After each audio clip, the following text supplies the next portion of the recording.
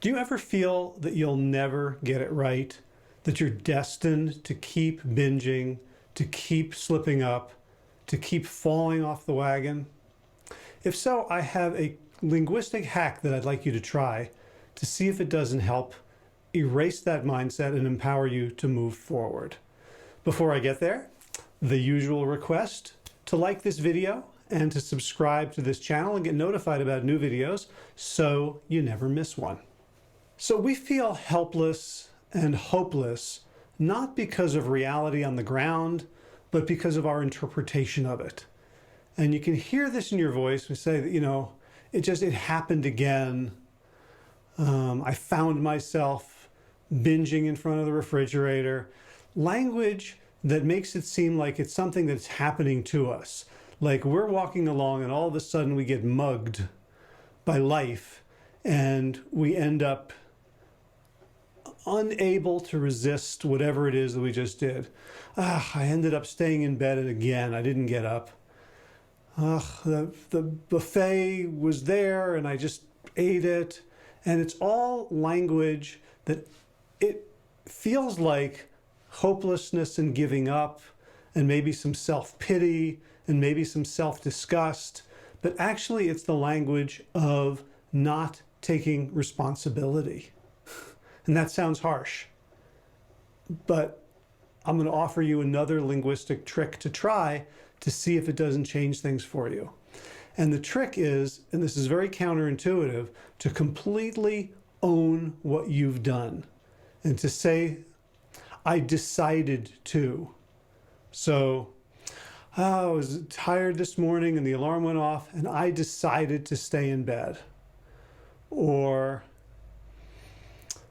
I finished dinner and I wasn't hungry, but I walked past the freezer, opened it up, and decided to eat a pint of Ben & Jerry's with a spoon standing in front of the open freezer.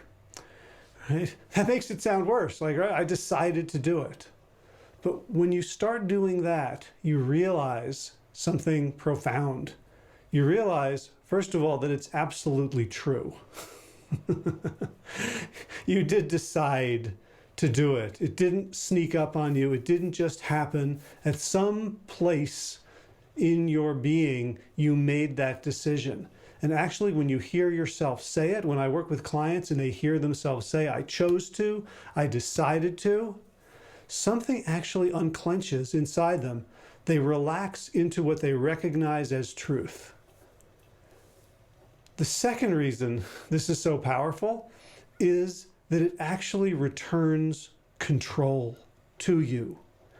Because if you decided to eat the Ben & Jerry's and you decided to stay in bed, that means you were the one with the power all along and you can make a different decision next time.